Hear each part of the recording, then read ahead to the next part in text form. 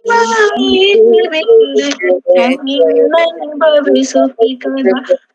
है सकल संयम चर सुनिए स्वरूपा चरण्य जैसे होती प्रवृत्ति सब। यहाँ तक हमने पढ़ लिया था, है ना। आज हम पढ़ेंगे 8वें नंबर का। यहाँ पे स्वरूपाचरण चारित्र का वर्णन यानी शुद्धोपयोग। 3 प्रकार के उपयोग होते हैं, अशुभ उपयोग, शुभ उपयोग और शुद्धोपयोग।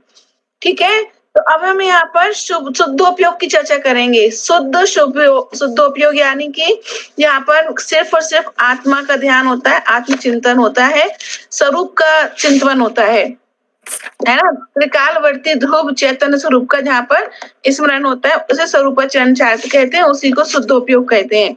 अब इसकी चर्चा यहाँ पर करते हैं। जिन परम पैनी सुबुध छेनी डारी अंतर भेदिया वर्णादिया रुरागादित को न्यारा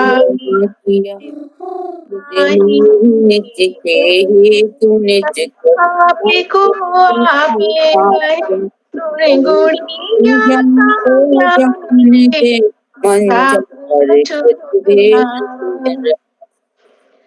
अब यहाँ पे कह रहे हैं कि जब मुनिराज 12 प्रकार के बाहरी तपों का पालन करते हैं, ठीक है, उनका पालन करते हैं, 5 महाव्रत, समिति, गुप्ती, विशेष गुणों का पालन करते हैं, 28 मूल गुणों का पालन करते हुए यानी व्यवहार चारित्र को पालते हुए, यानी बिना कोई दोष लगे जब मुनिराज व्यवहार चारित्र को पालन करते हैं, उसके साथ ही जब वह आत्मा के ध्यान में लीन होते हैं, तो जब वह शुद्धोपयोग में अंदर जाते हैं अपनी आत्मा में, तब वह वहां क्या करते हैं जिसको शुद्धोपयोग बोलते हैं।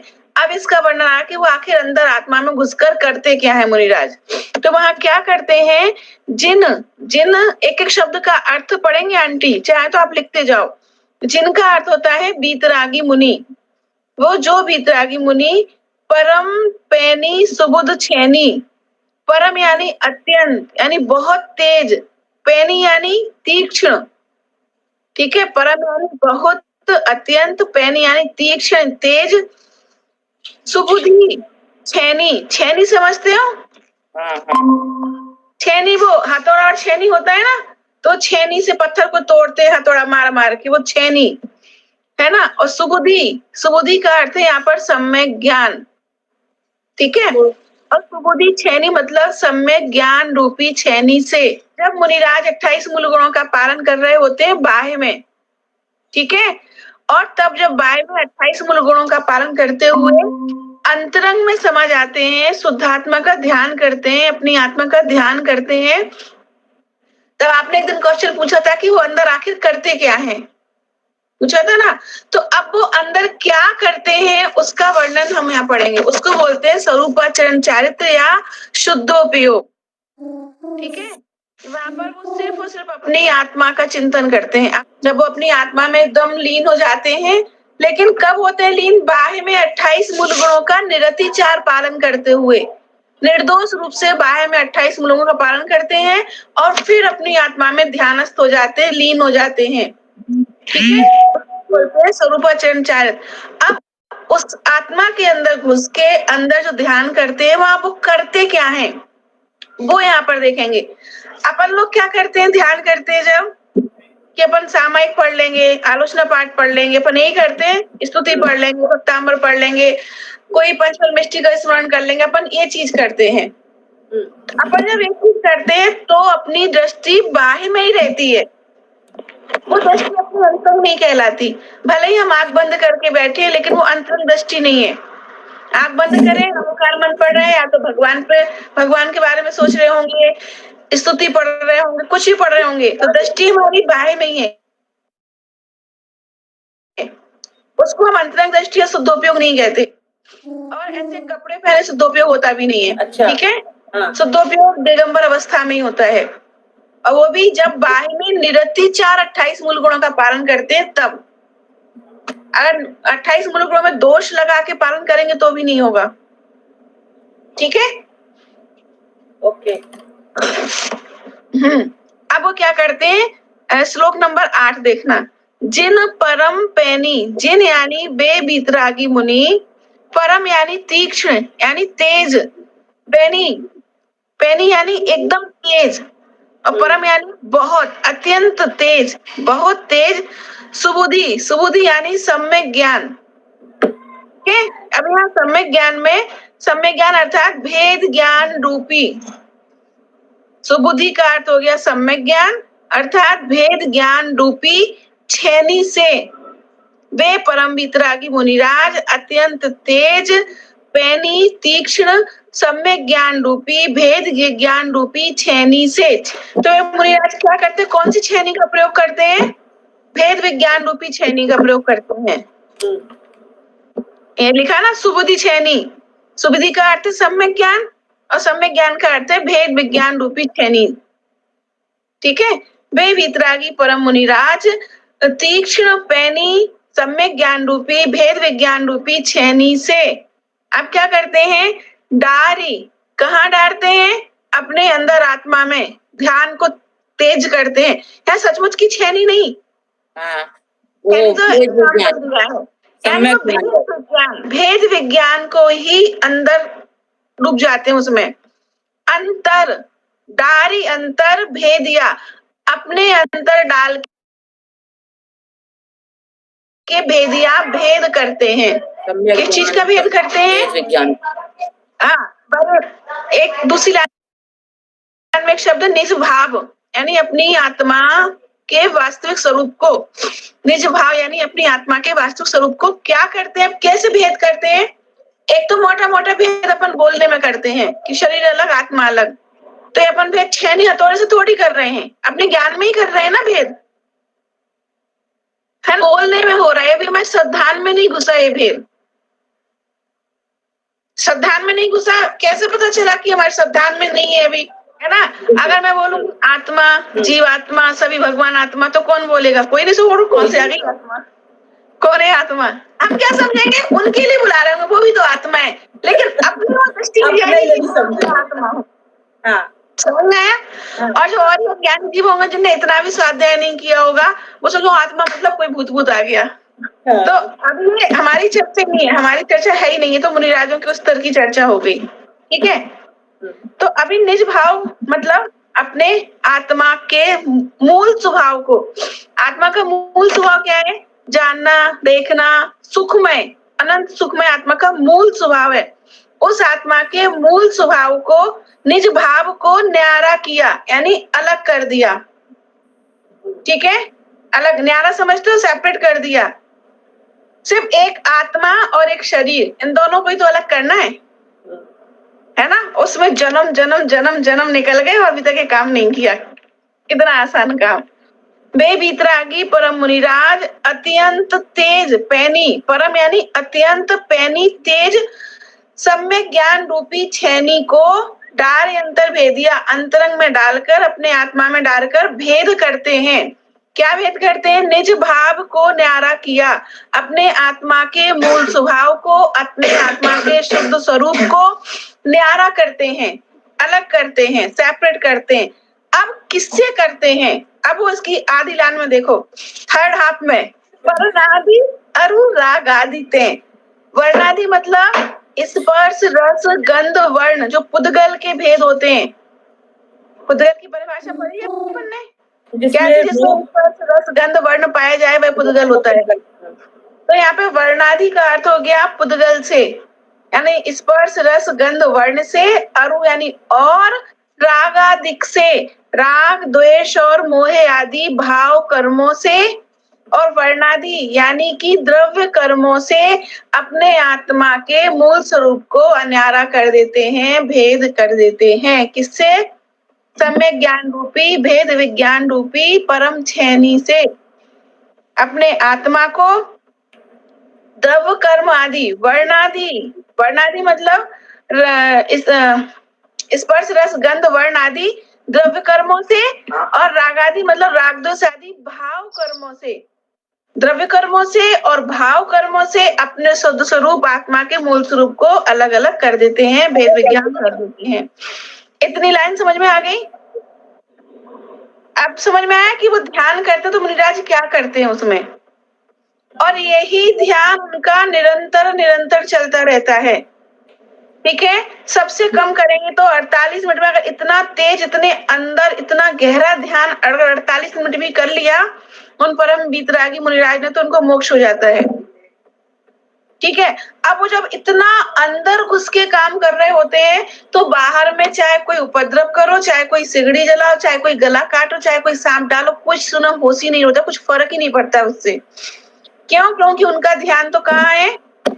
आत्मा में, आत्मा में। आत्मा अब में। देखो, जैसे कभी होता है ना, हम किचन में बहुत तन्मयता से काम कर रहे हैं, है ना, अब कौन आ गया, कौन चला गया, किसने टीवी चलाई, टीवी में क्या प्रोग्राम चला, अपने सामने टीवी चलता रहता है और फिर भी अपन को पता नहीं होता कि क्या प्रोग्राम चल रहा है। हाँ, होता है कभी, होता है ना। हाँ। क्यों? क्योंकि हम इतने तन्मयता से, लीनता से वो किचन में काम कर रहे हैं कि पता नहीं टीवी में आ क्या रहा है। होता है ना, और ऐसा अक्सर होता है, फिर कोई पूछे कि क्या हुआ, पता ही नहीं क्या हो गया। हाँ, है ना, होता है। हमारे साथ तो बहुत होता है। हाँ, वो सबके साथ होता है। बस ऐसे ही मुनिराजों के होता है, जब वो इतना इम्पोर्टेंट काम अंदर कर रहे होते हैं, तो बाहर में कोई सियालनी खा जाए, तलवार भी चला दे, कोई सिर जला दे, रुई लपेट के आगे भी लगा दे, तो उन्हें पता ही, होश ही नहीं होता है। क्यों नहीं होता है? क्योंकि वो इसमें ममत्व और राग रखते ही नहीं है। उन्होंने अपनी शरीर और आत्मा को अलग कर दिया। किससे किया? अभी तो वैसे तो है ना, ये दो चीजें, ये शरीर अलग रख दिया या आत्मा अलग रख दिया, ऐसा तो किया ही नहीं ना। इसको हम ये भी कह सकते हैं कि हमने अपना ध्यान ही कहीं और कर रखा है। हाँ, अपन ने अपना ध्यान शरीर में लगा रखा है 100%, 1001%। ध्यान की अवस्था कहीं और है, तो मतलब आत्मा का चिंतन, मतलब पूरा ध्यान हमारा आत्मा के चिंतन में है, तो हमारा फोकस ही वही है। हाँ, कहीं और फोकस ही नहीं है, डाइवर्टेड नहीं है, दूसरे का ध्यान ही नहीं रहेगा।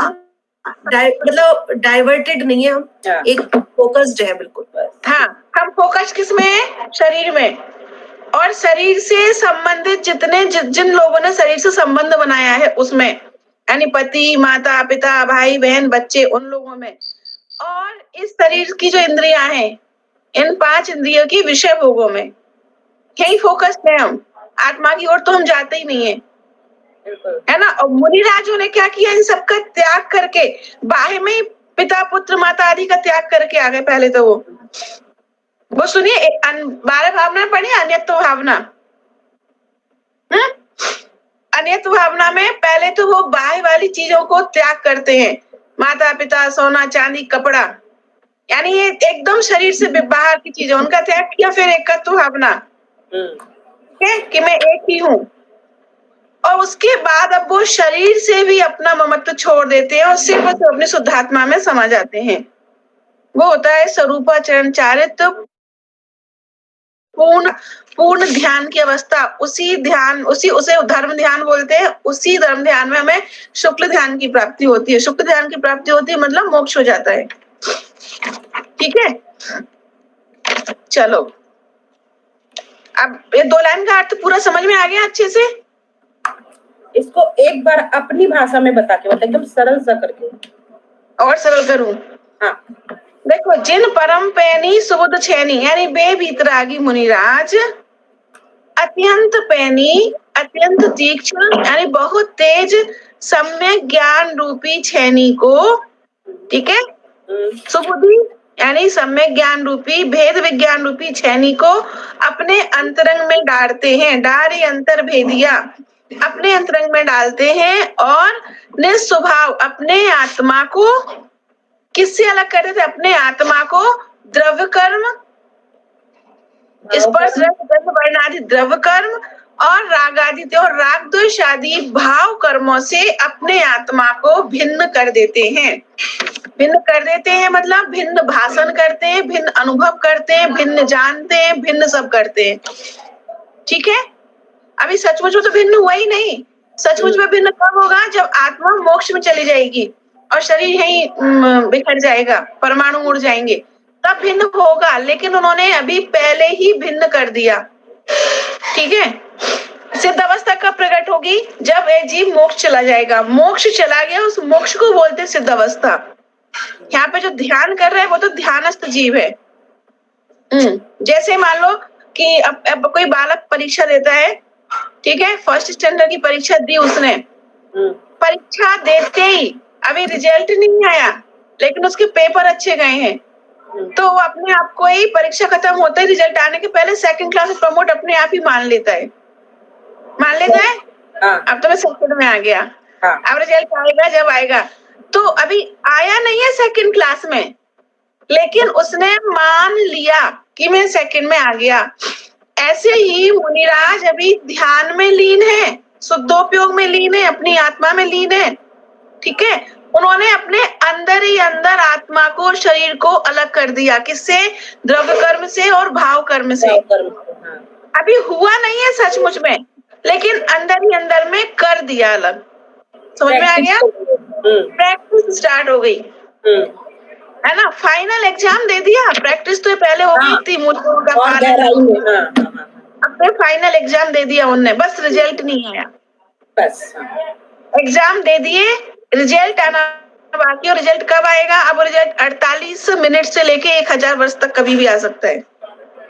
सरकार की मर्जी, स्कूल वालों की मर्जी है, बोर्ड की मर्जी है कब रिजल्ट जारी करना है। ऐसे आयु कर्म की मर्जी है कब सभी का त्याग करना है। बिल्कुल समझ आया? आयु कर्म मतलब यहाँ पर बोर्ड बन के बैठा है, सीबीएसई बोर्ड, आरबीएसई बोर्ड बन के बैठा है आयु कर्म। भाई उस जीव ने तो अपना एग्जाम दे दिया और मान लिया कि अलग आत्मा अलग शरीर अलग, ठीक है। जिनको जैसे थोड़ा सा ज्ञान हो जाता है तो वो जैसे समाधि मरण कर लेते हैं, तो इट मीन्स शुद्धोपयोग में समाधि मरण का कोई संबंध नहीं है। समझ में आया? समाधि मरण एक अलग अवस्था है, शुद्धोपयोग अलग अवस्था है। हाँ, कोई जीव समाधि मरण ले ले, उसके बाद अंतरंग आत्मा में लीन हो जाए तो बात अलग है। उसके लिए भी दिगंबर अवस्था भी चाहिए ना, दिगंबर अवस्था भी चाहिए उसके लिए। हाँ, दिगंबर अवस्था चाहिए, उसमें भावलिंगी चाहिए, सम्यक दर्शन होना कंपल्सरी है। शुद्धोपयोग नहीं होता है, ध्यान रखना। एक क्वेश्चन है, हाँ, अपने धर्म में ये बताया समाधि मरण करोगे तो गति अच्छी मिलेगी, है ना। और एक है अपने जो भगवान ये ध्यान करके, मतलब जो अंतरंग वाला, तो सिद्ध अवस्था को प्राप्त कर रहे हैं, तो ये दोनों अलग अलग चीज हो गई। हाँ, आप गति प्राप्त कर रहे हैं और वो सिद्ध अवस्था प्राप्त कर रहे हैं। वही क्वेश्चन था। हम लोग समाधि करें, हम जैसे अपन गृहस्थ है, अपन का अपन मुनि तो है ही नहीं, तो अपन अपना शुद्धोपयोग में जा ही नहीं सकते। हाँ, ठीक है, तो अपन समाधि करके पुण्य का संचय करेंगे तो अच्छी गति। ठीक है। अब जो मुनिराज हैं, चाहे भावलिंगी मुनिराज हो चाहे दिव्यलिंगी मुनिराज हो, अंत समय में जो समाधि मरण धारण करते हैं, ठीक है, तो भावलिंगी मुनिराज होते हैं, जो सम्यक दृष्टि मुनिराज होते हैं, वो समाधि मरण करके आत्मा में लीन हो जाते हैं। तो वही पूछ रही हूँ मैं, फिर उनको मिल सकता है क्या सिद्ध अवस्था? तो जब वो आत्मा में इतनी गहराई से लीन होंगे ना, तब सिद्ध अवस्था प्रकट होगी। मतलब ये हमें तो पता चलेगा नहीं, ये हमें थोड़े ना पता चलेगा, ये तो उन्हीं को पता है कि वो किस उसमें है। हाँ, परिणाम उनके कैसे वो उनको ही पता है, हमें नहीं पता। ठीक है, जैसे बाहुबली जी सबका त्याग करके जंगल में गए और सीधा ध्यान में ही लीन हो गए, उन्हें आहार भी नहीं लिए एक बार भी, सीधा ध्यान में लीन हो गए। ठीक है, खड़े रहे थे ना एक पैर पे 1 वर्ष तक, बाहुबली 1 वर्ष तक खड़े रहे थे पैर के अंगूठे पे। तो वो शुद्धोपयोग में लीन हो गए थे, लेकिन उनका आयु कर्म शेष था तो 1 वर्ष लगा उन्हें। वहीं आदिनाथ भगवान को 1000 वर्ष लग गए थे। ठीक है, और वहीं भरत चक्रवर्ती को सिर्फ 48 मिनट लगे थे। ठीक है, तो समाधि मरण हम जो करते हैं ना, कि ये छोड़ दिया, ये छोड़ दिया, ये छोड़ दिया, ये छोड़ दिया, ये छोड़ दिया, इस प्रक्रिया से स्टार्ट करते हैं, तब भी हमारी दृष्टि बाह्य में ही होती है। ठीक है, इसलिए वज्र नारायण से ही मोक्ष होता है, और वो हमारे है नहीं अभी, इसलिए पंचम काल में मोक्ष हो नहीं सकता। इसलिए ध्यान की वो जो तीव्रता चाहिए ना, वो नहीं होती। क्यों? क्योंकि एक मच्छर ने काटा, ध्यान तुरंत भंग हो जाएगा। समझ में आया? यहाँ से मानो उन्होंने तो सांप सर्प डाल दिया था तो भी वो ध्यान में लीन रहे थे। यहाँ से क्योंकि सैनन नहीं है ना, तो ध्यान की तीव्रता नहीं है, फिर प्रैक्टिस नहीं है, फिर तत्व ज्ञान का अभ्यास नहीं है। शुद्धोपयोग अवस्था विकल्प रहित होती है। हाँ, एकदम विकल्प रहित होती है। में रंच मात्र भी अगर विकल्प आ जाए तो ध्यान से बाहर आ जाएंगे हम। विकल्प नहीं होता, शुद्धोपयोग की अवस्था में विकल्प नहीं होता, तभी तो वो ध्यान की तीव्रता होती है ना, तभी मोक्ष आते हैं। अच्छा, बाहुबली को मोक्ष क्यों नहीं हुआ था? तो वो विकल्प था। शुद्धोपयोग में अंतरंग ध्यान में होते हुए भी उनका विकल्प कई, फिर अंदर होता था उपयोग, फिर बाहर आता था उपयोग, फिर अंदर होता था उपयोग, फिर बाहर आता था उपयोग। समझ में आया? जैसे मैं एक एग्जाम्पल दूं, अभी ध्यान आया मस्त वाला। कुकर होता है ना, कुकर, कुकर में दाल कब पकती है? जब एकदम हाई टेम्परेचर, जब प्रॉपर है, तो सीटी आ जाए, और सीटी आने के लिए फुल प्रेशर चाहिए उसमें, तभी सीटी आती है ना? लेकिन सीटी और रबड़ खराब हो जाती है ना, तो रख दो गैस पे, तेज, कितनी भी तेज गैस पे रख दो, रबड़ में से हवा निकलेगी, सीटी में से सू सू हवा निकलती रहेगी, दाल जल जाती है, लेकिन सीटी नहीं आती उसमें। क्यों? क्योंकि वो बाहर निकल रहा है ना उपयोग। अब इसको आत्मा में लगाओ कि वो उपयोग बार बार बाहर निकल रहे उनका, तो वो अंतरंग में इतनी गहराई नहीं आती मोक्ष जाने वाली, कि उसी वक्त उनका शरीर और आत्मा से राग द्वेष आदि से भेद भिन्न कर दे, द्रव कर्म से और भाव कर्म से भिन्न करके सीधा मोक्ष चले जाएं। समझ में आया? अब समझ गए? प्रेशर चाहिए वो तो कि सीटी तो बजे उसमें। अब वो व्यक्ति तो बार बार बाहर जा रहा है, तो सीटी बजेगी कैसे? तो कर्मों का नाश होगा कैसे? ये होता है उसमें।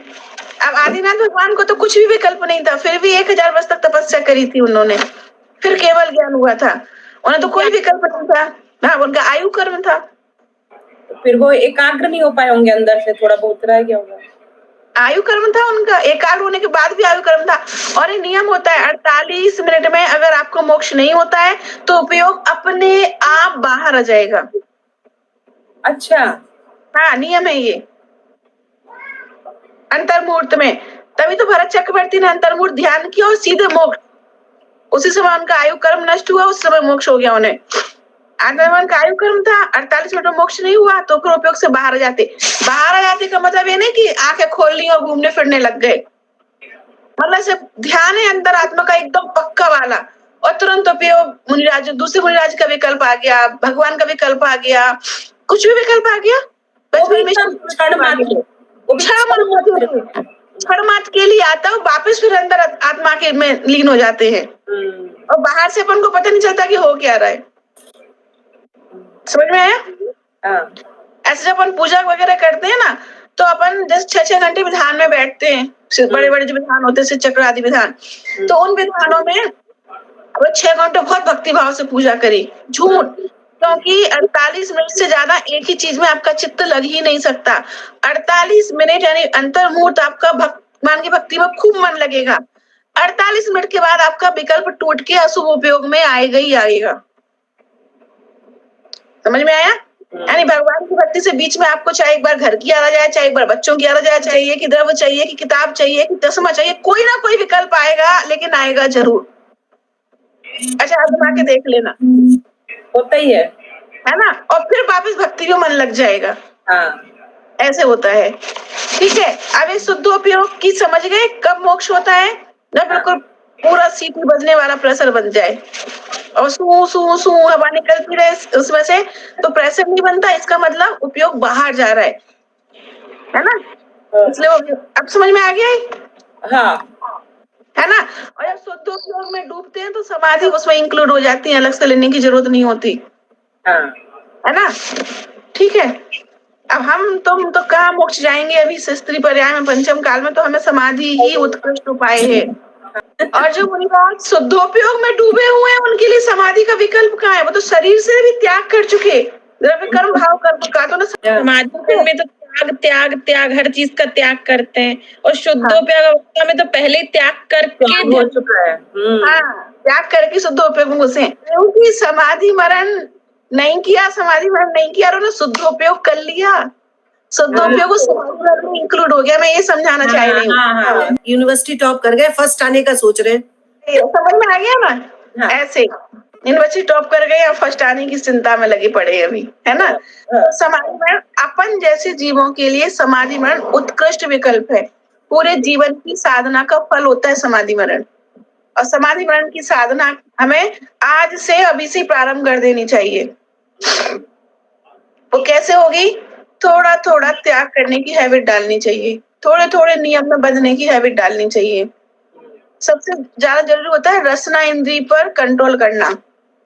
सारी इंद्रियों पर कंट्रोल हो जाएगा, रसना इंद्री पर कंट्रोल नहीं होता वृद्धावस्था में और समाधि में। अगर नॉर्मली बुढ़ापा सुधारना है अपन को, तो जिह्वा की लोलुपता को कंट्रोल करनी पड़ेगा। जैसे घोड़े को लगाम में रखते हैं ना कस के, ऐसे रसना इंद्रियों को लगाम में कसना पड़ेगा। लगाम में कैसे कसेंगे? आज नमक नहीं खाएंगे हम। क्यों होते हैं व्रत नियम उपवास? इसलिए होते हैं ये। और क्या? यहाँ पे ये कह रहे हैं कि वो परम वितरागी मुनिराज भेद विज्ञान रूपी छैनी को अपने अंतरंग में जब प्रवेश करवाते हैं, तो उससे वो अपने आत्मा को द्रव्य कर्म और भाव कर्म से अलग कर देते हैं। ऐसा भेद करते हैं, ठीक है। अब इसके आगे क्या करते हैं वो पढ़ते हैं। निज माही निज के हेतु निज कर आपको आपे गहो। निज माही यानी माही मतलब अंदर, यानी खुद के अंदर, आत्मा के अंदर। निज माही मतलब अपने अंदर, निज के हेतु यानी अपने लिए, हेतु यानी के लिए, निज यानी खुद के लिए, यानी अपने आत्मा के लिए, यानी निज माही यानी अपने लिए, अपने आत्मा में, निज हेतु यानी अपने लिए, आत्मा के लिए, आत्मा में, आत्मा के लिए, निज कर यानी अपना मानकर, निज कर यानी अपने द्वारा, ठीक है। प्रजातंत्र सुना है? प्रजातंत्र की परिभाषा, डेमोक्रेसी की परिभाषा, जनता का, जनता के लिए, जनता के द्वारा, ये डेमोक्रेसी होती है। तो ये डेमोक्रेसी हम मुनि राज्यों में भी चलती है। अपना उनका भी प्रजातंत्र है अंदर आत्मा का। क्या है? जनता का निज मानी, निज का, जनता का यानी आत्मा का, निज हेतु जनता का, जनता के लिए यानी आत्मा का, आत्मा के लिए, और आत्मा के द्वारा, जनता का, जनता के लिए, जनता के द्वारा, आत्मा का, आत्मा के लिए, आत्मा के द्वारा। समझ में? यानी अपने कल्याण करना है। किसके लिए करना है? अपने लिए करना है। और किससे होगा? अपने द्वारा होगा, किसी दूसरे से नहीं होगा। निज के हेतु निज कर आपको आप गहो, और अपने आप को अपने आप ही मानते हैं, अपने आप को अपनी आत्मा ही मानते हैं। गहो, गहो मतलब ग्रहण करते हैं, अपने आप को ही स्वयं अपने से ग्रहण करते हैं। आपको यानी अपने आप को, आप यानी अपने आप से ही, गहो यानी ग्रहण करते हैं। उनके ऊपर कोई प्रेशर नहीं है, जोर जबरदस्ती नहीं है कि तुम आत्मा में घुसो, आत्मा को अपना मानो या आत्मा के लिए कल्याण करो। कोई जोर जबरदस्ती थोड़ी है। प्रजातंत्र में कोई जबरदस्ती थोड़ी है कि तुम ऐसे ही वोट दो। तो अपने आत्मा का कल्याण करना है, अपने लिए करना है, अपने द्वारा करना है, और किसी की जोर जबरदस्ती नहीं है। अपने आप करना है, अपने आप के लिए करना है, गहो और अपने आप के लिए ग्रहण करना है। मतलब इसको ध्यान रखो, एक ही चीज, क्या? जनता का, जनता के लिए, जनता द्वारा शासन। याद हो गया, याद हो गया। आत्मा का, आत्मा के लिए, आत्मा द्वारा, ठीक है, याद हो गया। ये भी आत्मा की डेमोक्रेसी है। सोचो, अब आप सोचो कितना डीप है अपना जैन धर्म, कि जैन धर्म का इतना डीप सिद्धांत वहां लगाया इन्होंने। कहा? राजनीति में। नहीं तो सरकार कैसे बनती, प्रजातंत्र कैसे बनता? वो प्रजातंत्र का सिद्धांत ने कहीं से तो लिया होगा। कहाँ से लिया? अर्थशास्त्रियों ने ये जैन धर्म के ग्रंथ पढ़ पढ़ के लिया। इससे प्रूव होता है कि जैन धर्म अनादि से था। हाँ, अनादि से था, अनंत काल तक रहेगा। अभी पता है ये जितने भी साइंटिस्ट है ना नासा में, जैन ग्रंथों को पढ़ के ध्यान करते हैं कर्णान योग के ग्रंथों का, नया नया रिसर्च करने के लिए। प्लेन एरोप्लेन तो ने अभी उड़ा दिए। चतुर्थ काल में तो अपने आप उड़ते थे ना विमान। सही बात है। रावण विमान से ही आया था ना सीता का हरण करने। हाँ। तो अपने टेक्नोलॉजी तो अपने पास पहले से ही ने अभी बनाई है। निज निधि निज में बताए ये अनंत उपकार है, उसी के लिए जिनवानी माँ को वंदना शत